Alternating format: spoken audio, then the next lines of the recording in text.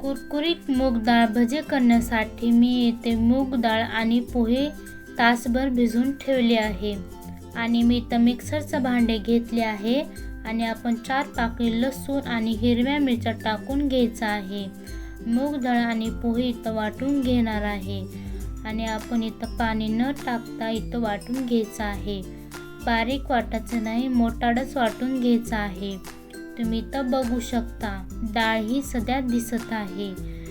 एका प्लेटमध्ये काढून घ्यायचं आहे आणि इथं हळद टाकून घ्यायचं आहे, लाल मिरची सुद्धा टाकून घ्यायचं आहे, चवीनुसार मीठ टाकून घेतले आहे आणि इथं चमच्याने हलवून घ्यायचं आहे।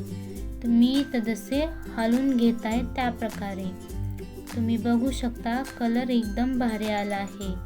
गॅस चालू करून घ्यायचा आहे, कढई ठेवून तेल टाकायचं आहे, बारीक गॅस करून तेल गरम होऊ द्यायचं आहे आणि आपण ते भजी सोडून घेऊयात। अशा प्रकारे तुम्ही मूग डाळ भजी करू शकता।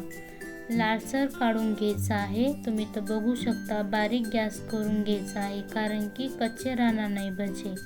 मी ते सगळेच भजे करून घेत आहे, तुम्ही इथं बघू शकता एकदम भारी चविष्ट आणि मूग डाळ भजे तयार झाले। माझा व्हिडिओ आवडला तर लाईक आणि सबस्क्राईब नक्की करा। Okay bye.